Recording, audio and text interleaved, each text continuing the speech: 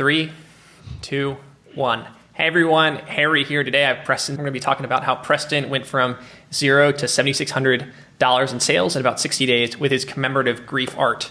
So before we get too far into it, Preston, why don't I turn it over to you? Can you just introduce yourself and share with everybody a little bit about you and what you do? Yeah, sure. So I am a fine art painter.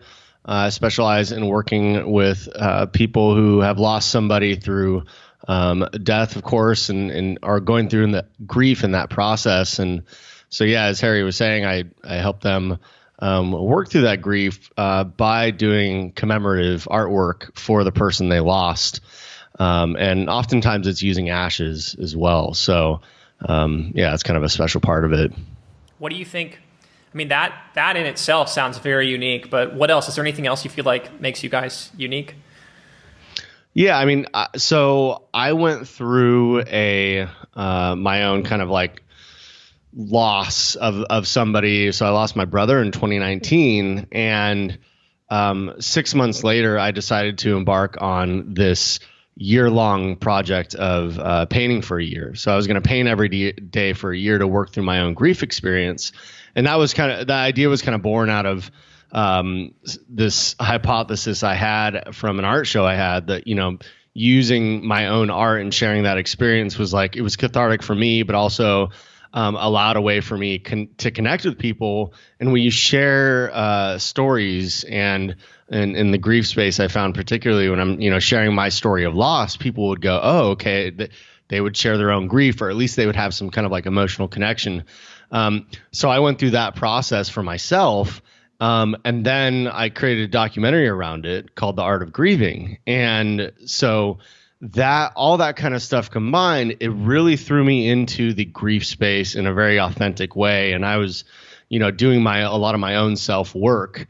And out of the actual last painting of the 365, I used my brother's ashes in a painting. And that sort of sparked this idea, and other people would see this painting and this whole mosaic because they're all put together. And they were really kind of attracted to that idea of ashes in a painting. And I kind of like joked around about doing that for other people. But then I started realizing, I'm like, oh, this is a real need that I think people have. And I started getting deeper into that niche and that mindset. I'm like, oh, it's definitely a real need. So... Wow. Yeah, that's incredible. Yeah, I knew you had done this documentary, but that's the first I've kind of like really heard a lot about it. Is that something that's publicly available? Can people see that right now, or where can people find that? Yeah, so we're basically in negotiation with distributors right now, in the way that most films are kind of sold and distributed. So we're hoping to secure a date for like late spring to be publicly released. But I've really been actually selectively sharing a private link with people as I've been talking to them, which has been a very interesting, very elaborate form of like one of these types of interviews, but in this narrative way. Because there's a lot of kind of grifters in this space of people who have GoFundMe pages. And I've actually found this out when I'm in different Facebook groups and whatnot. But people will pop up and be like, oh, I have a GoFundMe because I lost so-and-so. And oh, wow. I hadn't even thought about that, but that doesn't surprise me.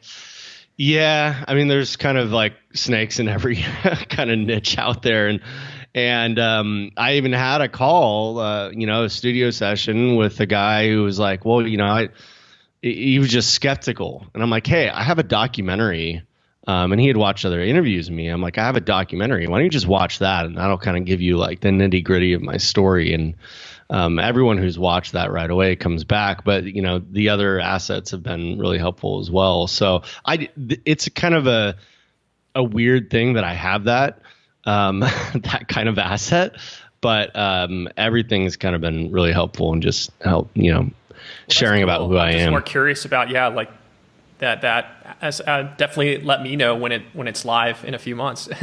Yeah, I know. Yeah, for sure. Well, I'm going to be shouting it from the rooftops. So nice. Well, let's kind of go back to the beginning. Like, we got started together middle of November. Like, what were you working on back in early November, October? What were you trying to tackle at the time? Yeah, so I actually I was on a sabbatical from work, and so my kind of career up to like last summer, I had been in like the tech space for like 12 years. And so I was in, digital marketing, and I had actually, I just got to this point where I'm like, I'm ready to just be done with this part of my career. And I was sort of wrapping up the documentary side of things. And I knew that the documentary kind of marked this culmination point for me, and wanting to figure out how to sort of shape my skill set around an offering for people. I wasn't really sure how to do that. And I had actually, in that sabbatical time, I was really taking a moment to think about how I evolve my art business, because I had other kind of things I was doing before that, into something that felt a lot more meaningful. And so then I came across your process, and I just, due to my background, I know you know this because you're in tech, right? You become aware of a lot of like mainstream sort of sales ideas and e-commerce and all these kinds of modern, really technologically advanced things, and it's easy to get fixated on that. And that's kind of what I did. And I got to the point where I'm like, well, this isn't working. Tell me more, like what sort of concretely, like what sort of art business things were you trying back then? Yeah. So this was part of my strategy, is that I priced my originals quite a bit higher, like $5,000 to $10,000, and then it would sell prints or list prints for $100 to $200. So almost with like the originals as this price decoy. Yeah, like a decoy. Yeah, and so that actually worked to some degree, but it certainly wasn't as lucrative as I wanted it to be. And then out of when I was doing the year of painting, I had basically like 365 designs, more or less, too, if I wanted to translate it. So I started a clothing company, and I'm actually wearing one of like the prototype jackets from that. And so it was all, different kind of home goods and wearables with my artwork on it, but it still didn't really like connect. It didn't connect to something that I had this passionate through line. And the problem with prints is that's a volume game in a massive way. And it's just, it commoditizes your artwork too much, at least at this stage in the game. And so I just got to that point where I'm like, yeah, I need to like take a step back and kind of reassess everything and see what is a good next step. So you had merch, clothes. Did you have anything else besides clothes, like that you were putting your art? Oh yeah, I had wall clocks, I had pillows, I had I tried not to get too like off the wall with it, but yeah, so some random home goods and then a lot of different kind of wearable stuff. Yeah, and it was like all over print type things. And then you had your prints. Was there anything else that you were experimenting with? Those are really primarily it. I also, so like niche wise, I was also targeting the sort of corporate art buyer niche, because when I started really trying to learn, what artists do to sell their artwork, I was in a very short span, I went to a variety of cities that have a lot of like major art galleries, or like, large, streets with lots of art galleries type of deal. And I was walking into these art galleries and just feeling like what a sham they are. And I say that because they are so centered around being the gatekeeper of an artist's success. And it just didn't really click with me. And especially like when, you'd walk into them and it's just a strange vibe galleries are. And I respect that there are artists who have made a lot of money, but I remember talking to this one woman who was at an art gallery, and it was in Scottsdale, Arizona. Mm-hmm. It was all Western art. And she was talking about how this one guy, really famous, had art there like $30,000, $40,000 on the wall. But this dude drove like 3 states across to hand deliver his artwork every time he had new stuff. And I'm just like, what a weird way to do business is I have to drive, 1,000 miles to the gallery to deliver my work. So anyways, I looked at all that and I'm like, wait a second, there's corporate art buyers, which is still like a viable niche. And I was thinking about getting into that. But again, it's like, it didn't provide this through line of what I had been working on and what I was passionate about. And I am very much, I have to enjoy the process. I can't just do some random thing and only enjoy the outcome. So yeah. So hearing you say all that, it's like, it seems like you had almost like 4 different irons in the fire. You had the print, the merch, corporate buyers, and potentially galleries. So like, yeah, I know it's hard, but like try to go back to the time, like what sort of frustrations were you feeling? Was it just like share a bit about like what sort of challenges you had with all that? Yeah, well, galleries, and I had a gallery show here recently, and I remember people. I think I had the most expensive artwork in this whole place. I remember people. I was kind of like secret shopping people, and they were all just walking around this art gallery, just scoffing at prices. And I'm like, I don't blame them, because why would you just walk into a gallery unless it's like some really hoity-toity gallery and you just have a gob of money to spend. But a lot of times people are a known quantity in galleries. What do you mean? Someone like the artist knows, people know who the artist is. The artist is known, right? Like someone's a real artist, connoisseur, and they're like, oh, I know this guy's art. Or they're dead. That's another weird thing. I went to San Antonio and met a guy. He's like, I'm the largest broker in dead people art. I'm like, well, that's kind of like tragic, like the family donate among the living. Yeah. I mean, maybe their family makes some coin off that. But so anyways, the galleries, I was never really attracted to that. Prince is Preston, again, what's up? I wanted to ask you real quick. I know it's just, I'm curious about your opinion. I know it's just one person's opinion, but I don't know what the answer is to this, but like with the galleries, did you get a feeling that you had to already kind of be famous or well-known or successful to some degree to have the gallery be a viable channel for you? Or do you feel like there are some artists that would be undiscovered that would come up through these galleries and be successful? I think with galleries, it's like a stupid game of hard to get. Like, in fact, I had a friend of mine here who has a background in sales, and for kicks one time, we went into a gallery and I had him pretend to be my agent. And I just didn't really say much. I had him just kind of blather on about me, just to see if it was like of more appeal. And it definitely felt like they like took us more seriously, because otherwise you got to imagine there's so many artists who walk into galleries and they're like, hey, do you work with artists? And unless it's probably like a very local art gallery, they're going to be like, no, they're going to want to discover you versus you coming to them. And unless you came in with some Excel sheet that was like, hey, I just sold a bunch of pieces for $10,000, they wouldn't care. So interesting. Yeah, that's my theory there. And so what about you were getting onto I think the prints for a second. Yeah, prints are tough because they are like I was saying, they're a volume game. So, I kind of... You made some sales, but not that much. Yeah, I even opened up a full like Amazon store and I did advertising on Amazon, did advertising on Facebook, definitely a multitude of advertising stuff. And, and advertising has a place for sure. But, I think most people don't realize advertising is heavy awareness. You're going to spend a lot of money on awareness if you're not a known quantity.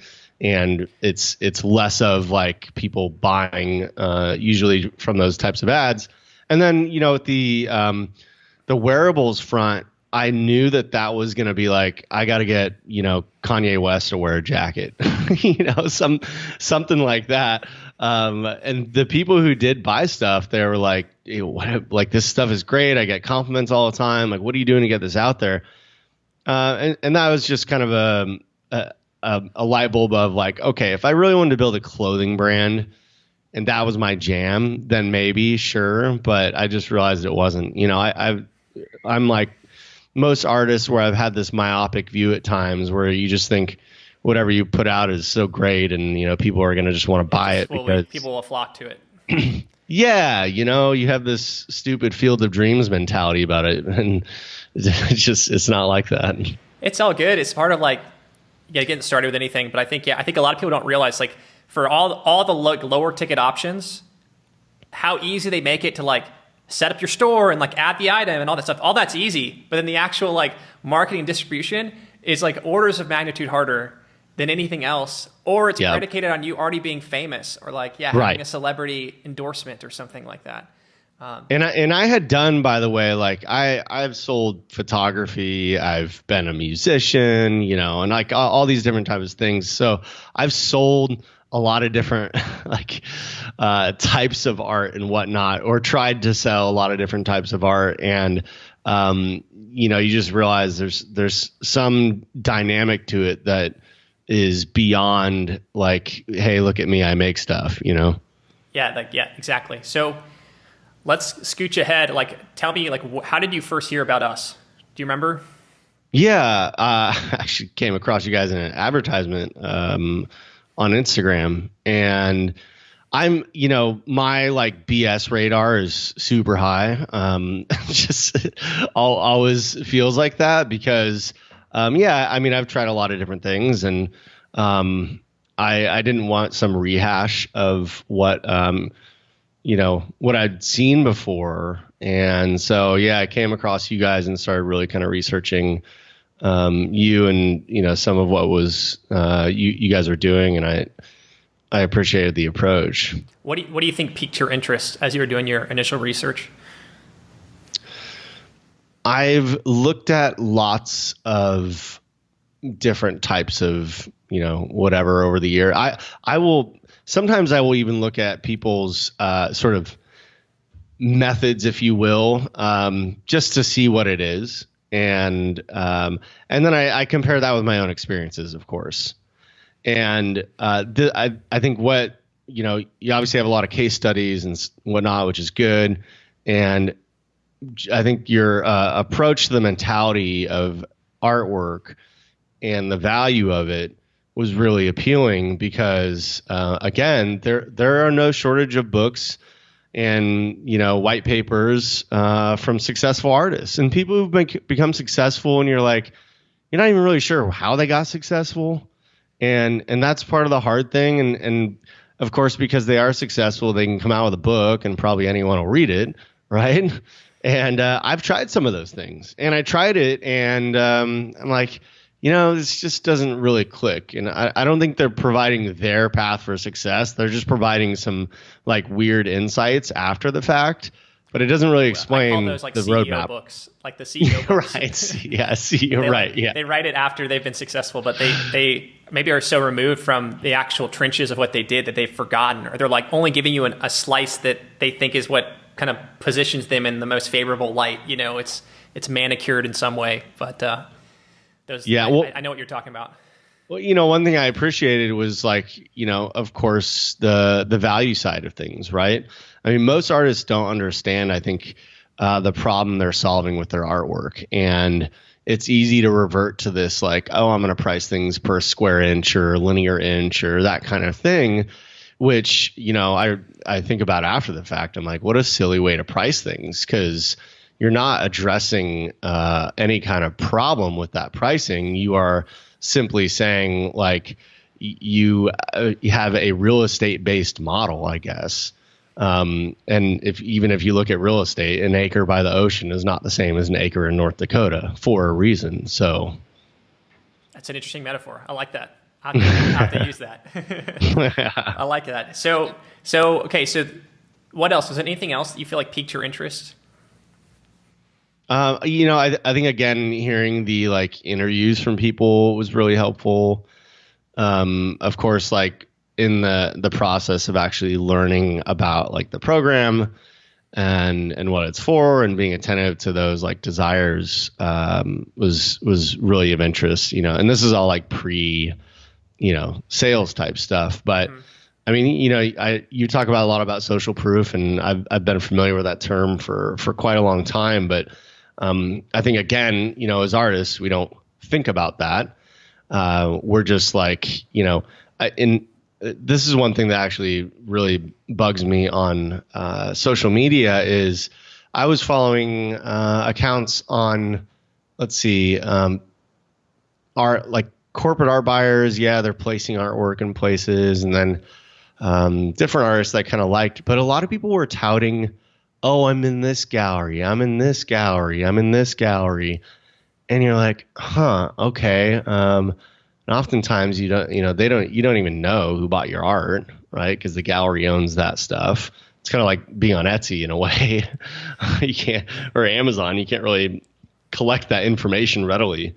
And it sort of like stereotypes the artists, where they are removed from the actuality of their role, which is to understand and convey the value versus just be like some creative savant in the corner.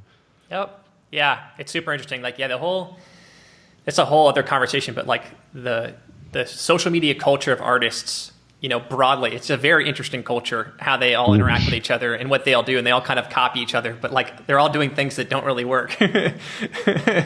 Yeah. Well, I mean, you but figure at least they're in the herd. At least they're, Well, it's like you talk about, you can do all these sort of busy work things that make you feel like you're actually making progress, but you're really not. And, I think, I don't know what the percentage is of artists who, go to art school or not, formal art school. But the irony of course, going to like a fine art school is you're all taught by the same teachers.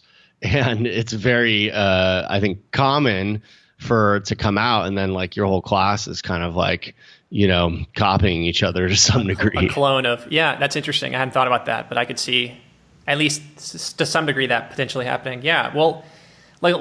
So we just got started working together. We've only been working together for about 2 months, but so there's a lot more for us to do together, and there's a lot more for you to learn, I know. But like, what are some of the wins that you've had so far, or takeaways that you've had from working with us? Yeah, I mean, I'm certainly I've had sales, which I hadn't before. Even what with was my that first. Like? How was it to get your first sale, like high ticket sale? Yeah, so my first like end to end sale was just was awesome because it gave, of course, validity to what I'm doing, but it also showed that like, okay, I understand the steps I went through to get this sale versus a pigeon falling out of the sky. So that was really good. But I mean, there's a number of things. So, of course, in the course, it goes heavy into mindset. And, I think that's something that people underestimate. And because I was already on this sabbatical, right, I was already doing a lot of that work. So I was very much into something that was going to like flip me away from sort of the mainstream way of doing things and like, all this sort of corporate hierarchy stuff that I just learned over the years and not really realized it. But the mindset work is really good. Again, the value work of understanding the problem you're actually solving for people, and that they're like, everyone has a problem that has some kind of like monetary value to it. Even if it's something that's hard to quantify but feels immense, it's still a value, right? Talking about like all the exercise around like packaging and positioning your offer and building the value into the offer, the art offer, that stuff. Yeah, and understanding like how to drill into their problem and getting them to vocalize it as well. When people can actually vocalize their problem, and this is something I heard, I've heard on practice calls with people who like didn't think twice about what I have to offer. And then of course, like actual live ones where they're like, wow, I'm so glad you're getting me to vocalize these problems that I have, which is a weird psychology. I think the other thing is just like being the sort of guider, the owner of how you direct, the cadence of contact and communication with people, and not being this sort of like observer of that process, but being like a participant leader, and helping people. One of the statements I love that you have is that like, money is an echo of value. And that's not really how people are taught to think, I think, about what they have to offer. They're stuck in this sort of salaried mindset or this hourly mindset. And or zero sum, where it's like it's only like I win or you lose, or you win and I lose. It's like very transactional, but they don't see that the broader value of what they're bringing to somebody else. Yeah, and you know, and so I think too how this is relationship based selling at the end of the day, at least like at this phase for me.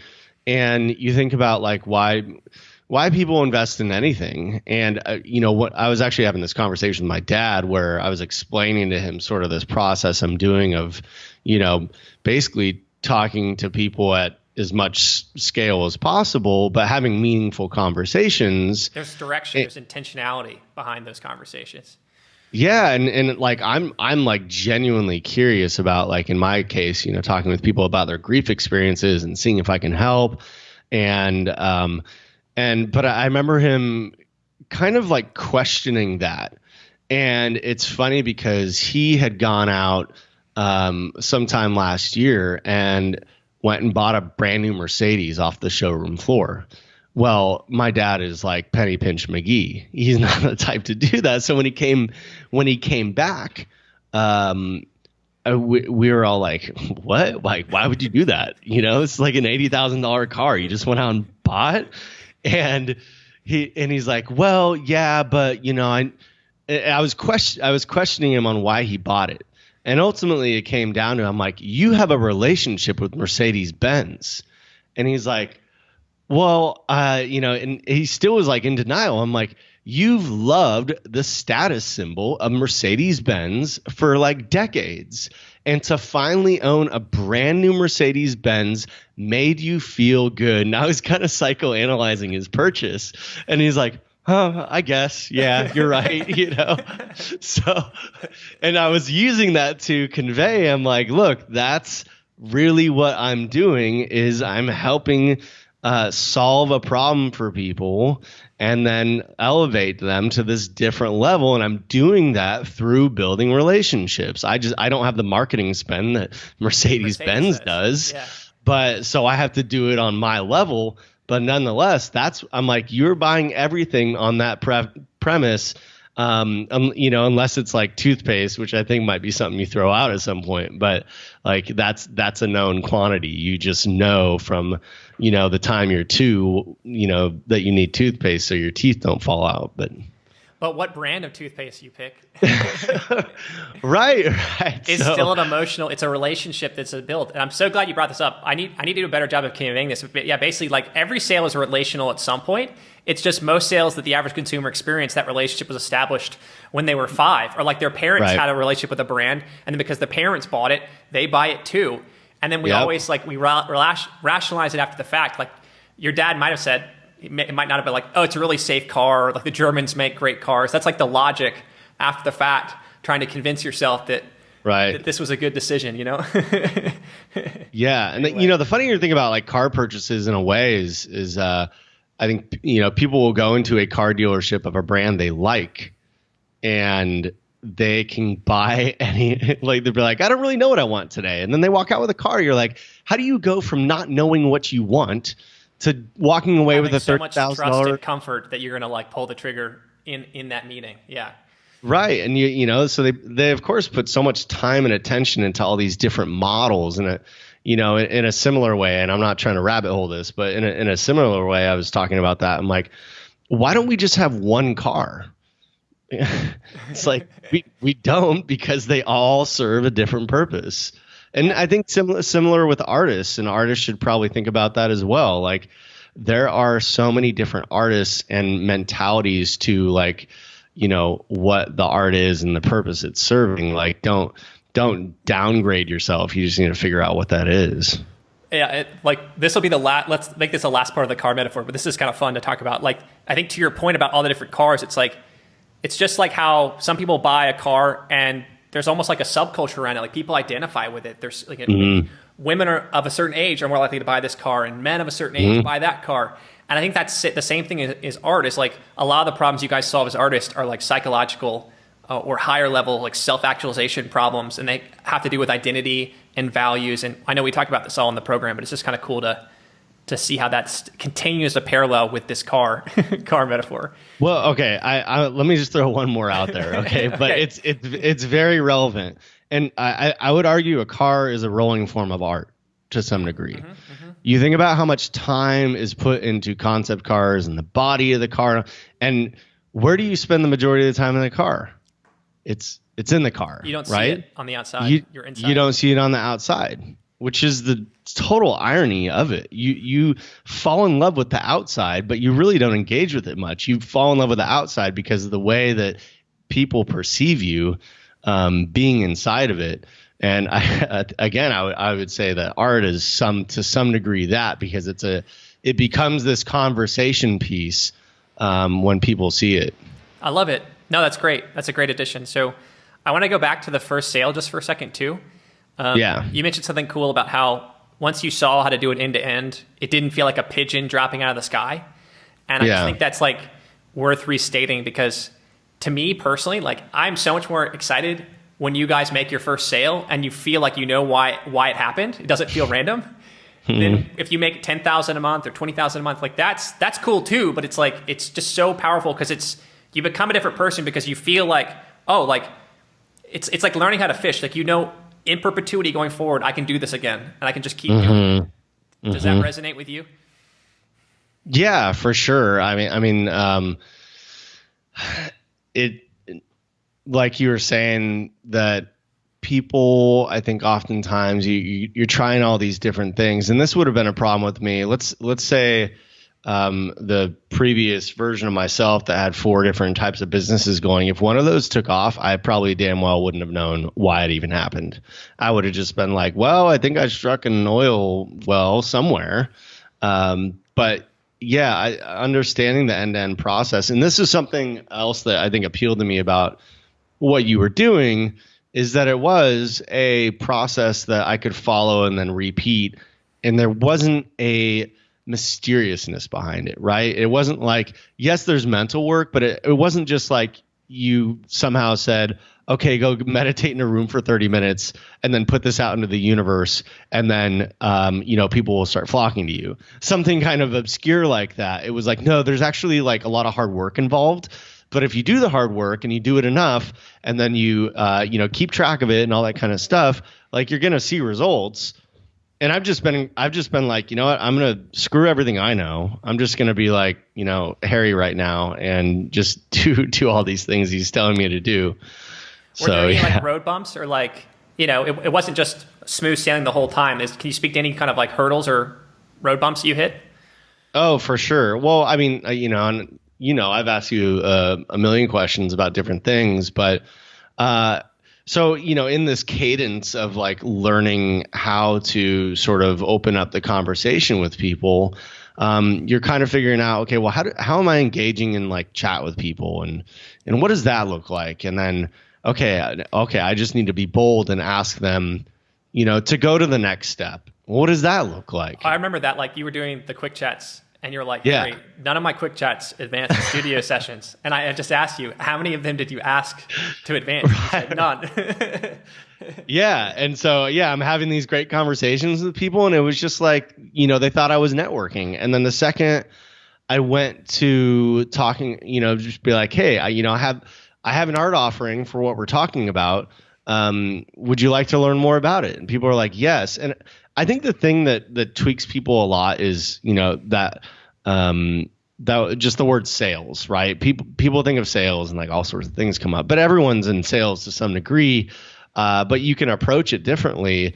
And, I think another thing I like here is you're helping solve a problem. And if you're conveying the value you bring, and you're conveying, the solution well enough and understanding their problem, then it's so much less about like, oh, I'm going to sell you on this thing that you don't need. They'll just see the value of it.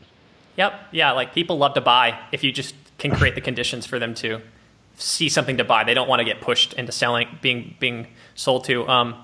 With back to like busting through and like generating these leads and figuring out how to get the studio sessions. That's kind of what we call sales calls at Flywheel Lab.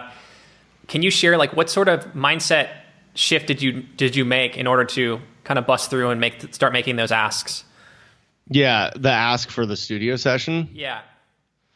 Yeah, I mean, I think it was just no. Okay, for one, I found that people, at least in my space, people will just talk and talk and talk. So it's easy to just keep going back and forth versus you're having such a good conversation. They want to learn more and like they want to keep getting more of you. So you're like, hey, you know, I'm happy to chat more. Here's, you know, what it could be about because I have this, I have this kind of solution. Do you want to learn more about it? I think just asking, do you want to learn more about this thing? And that's by a very nice, soft way of asking. Yeah. And I have had people already be like, no and yes. And that's totally fine. But I have had people, the people who have said no, have offered to promote me, which is hilarious because I'm like, well, that's a cool downsell. I'm like, you want to promote me? Cool. Because they'll be like, I have an audience that would benefit from this. So it's not, you know, so even in the moments when like it doesn't go as well as it could, you're seeing how you can turn it into a win. And it's yeah, that's cool. Yeah. You know, and I think there's one of the things with like quick chats is, you know, kind of figuring out, you know, and you've mentioned this before, do I even want to work with this person? Because that's a fair enough question, right? And so it's not just, oh, I'm barreling through this to get them onto the next call. There's really like it's not like an incantation or something. It's not a spell that you're casting. Like you really are trying to figure out, would this person be fun to work with or well, yeah. And, you know, I certainly had an experience with that where, you know, I moved someone on to a studio session that it was like, you know, we had the studio session and like 15 minutes into it, we're like, I don't think this makes sense to be on this, you know? But again, that person was like, I want to learn more about you because I want to refer you because I think I know people who could, you know, benefit from this. Yeah, and that's something I think, you know, again, a lot of artists don't understand is that if you have a problem you're solving and other people are aware of that problem you're solving and how you do it and they like it, it may not be good for them because part of it's a timing thing, right?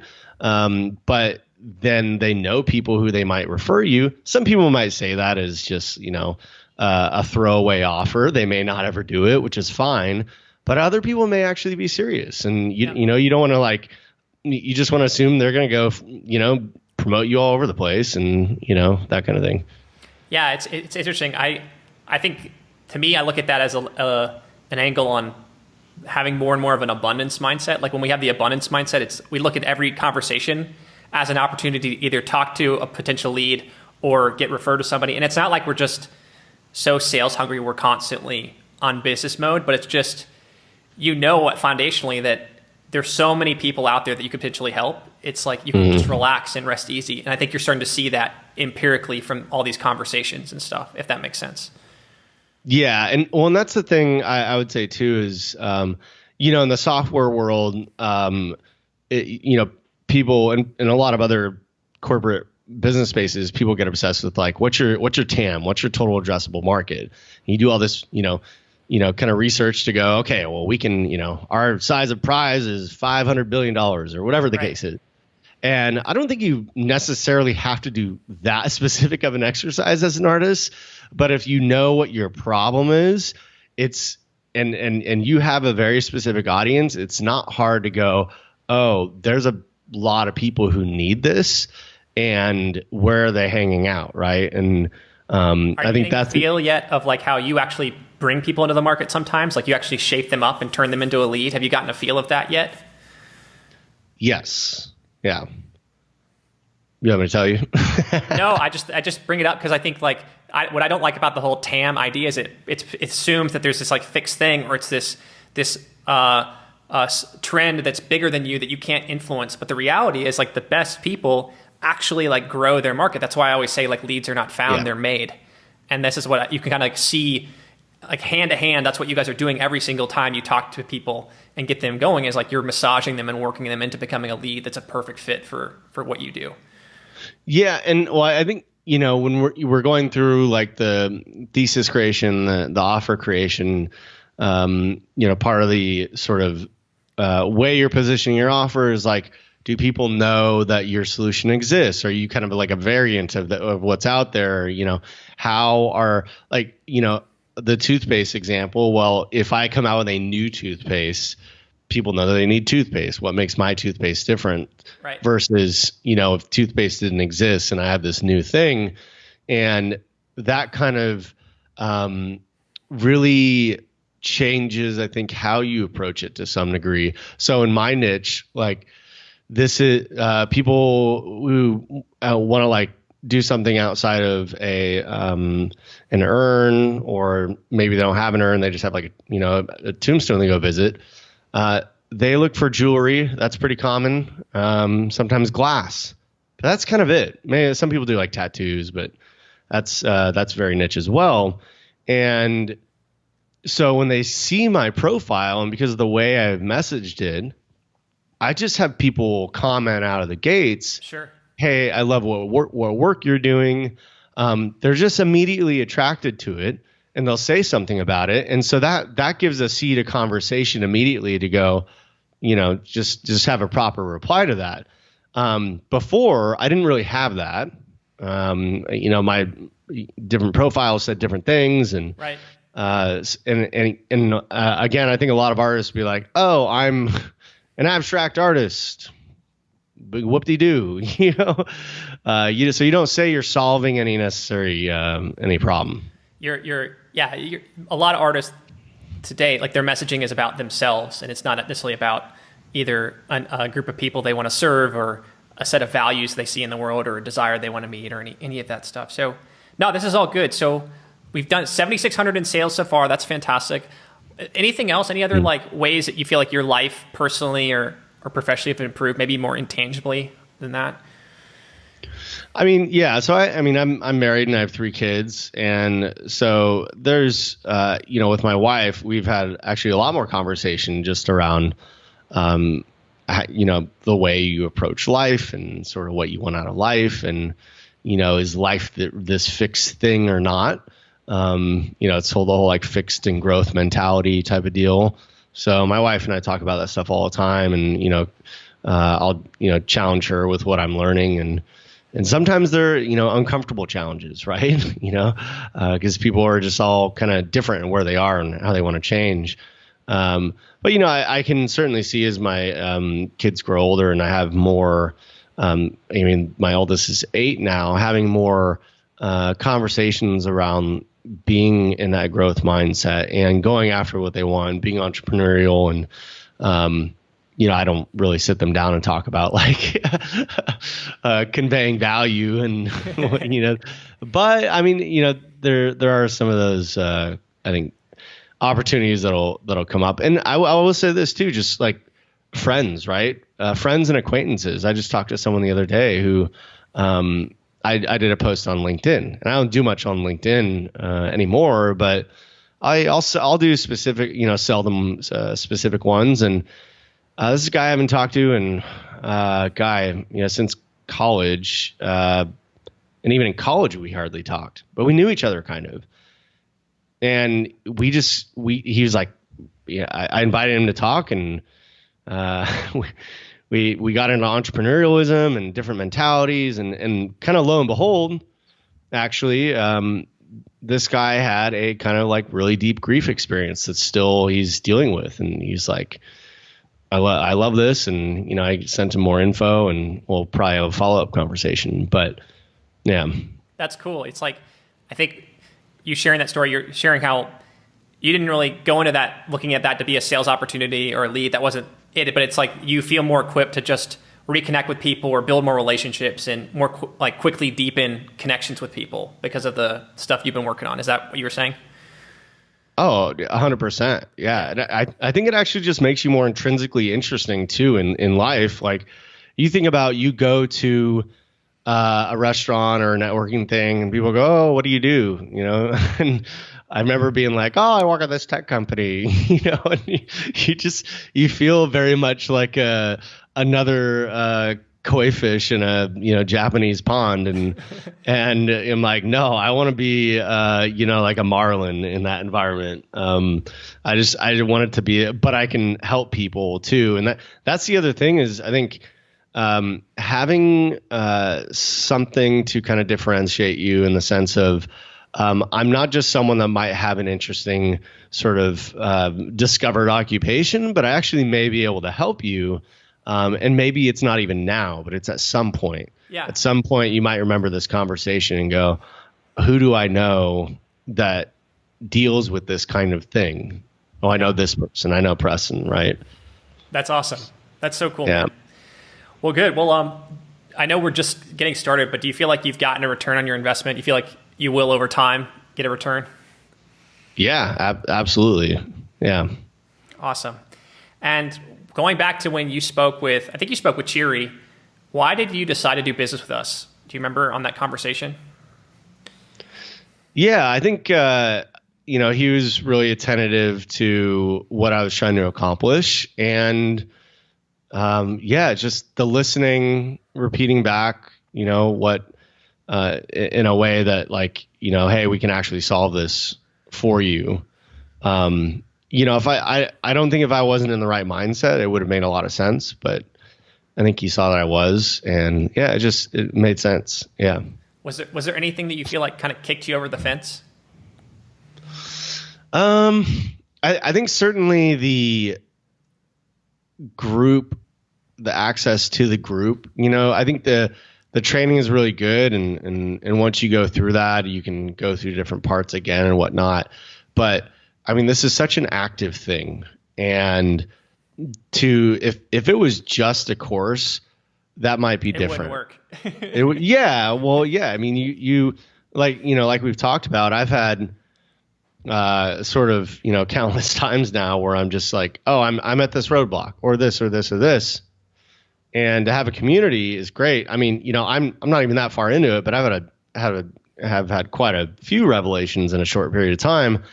And now other people are starting and I'm able to help them out, and we're just able to talk and build a rapport. And that's also what I want too. Cause a lot of, I think us artists feel alone in this world, and you're, like you have to have some carefully guarded secret about what you're doing, and it doesn't have to be that way. That's that scarcity zero-sum mentality. It's like there's only a certain number of collectors. So if I help you, you're going to steal like my collectors from me or whatever it is. Yeah. Right. Yeah. Right. No. Have you had a chance to do some accountability buddy sessions and meet some of the other artists in the program? Yeah, absolutely. I mean, I've done meet and greets, done practice, done, both of those quite a bit. And I have another one coming up here tomorrow.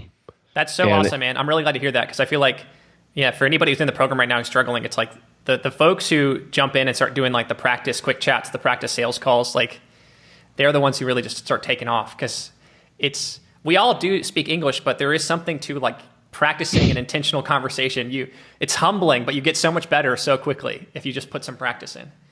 Yeah, and I think there's people underestimate the especially if you're introverted and it's not your natural way of operating to go and seek out people to chat with, and you're going to come across people that do have different levels of dedication. Not everyone who joins this program or any program is going to be 100% on, follow through as well. But I think if you continue to put yourself out there and talk with people, I've met a lot of great people so far.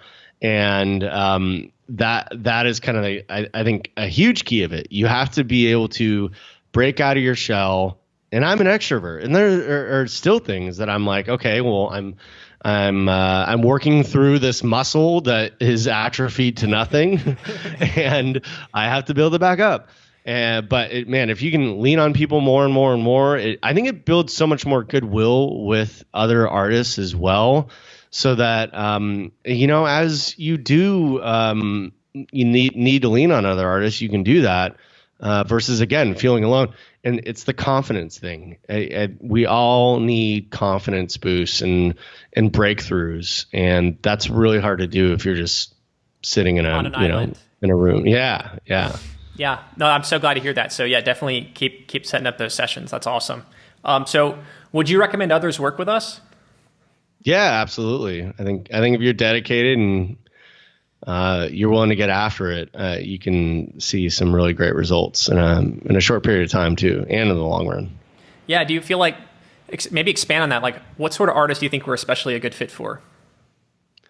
I think artists who are ready to try something that is not the mainstream way of thinking. That's not to say you have to like abandon it entirely, especially if you have already good placement in galleries or something like that. But it's sort of like diversifying what works for you. And as we are, kind of the internet continues to change and stuff like that, and wherever your locality is, and I don't think it matters style. It doesn't matter style.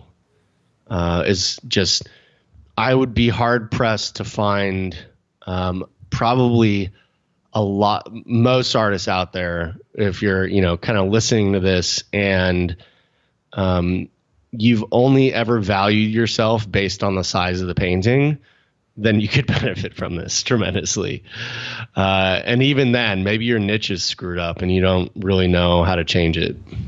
Yeah, no, totally. Yeah, I think that's right. I think we can work with a lot of different types of artists. It's not really subject specific. It's much more about like attitude and mindset and just being open to trying things and like being a bit out of your comfort zone. Like, we'll never push you so far into the deep end that you're drowning. But like, yeah, it's definitely going to be a challenge. But if you can just stick with it and stay positive, it's like you will get the results. It's just a matter of you have to just stick with it and keep going, Yeah, certainly. So why should someone listening take action right now? Well, it's the whole, doing the same thing over and over and expecting different results, definition of insanity. I'd certainly say if you've been approaching the same thing for a while now, the same approach to your art practice, and you're just not seeing the results that you want, the longer you don't do something, you're leaving that much more opportunity and money on the table and the ability to impact that many more people's lives in a positive way. So, definitely today is the day to do it, right? And so with that in mind, like, what do you think what's your number one piece of advice for artists that are out there? Be willing to challenge all of your presupposed ideas about how art and why art is bought. I like that a lot. Yeah. There are so many things, and I'm happy to handle them, but it's so interesting how again and again people come in with these same belief systems, and I can tell it's all coming from the art world, but it's like for somebody like me who's outside the art world, I'm like, why is everything by square inch? Like that's the classic one. All right, yeah. And that, I think a lot of that is coming again from, it's like, we're selling paintings a lot.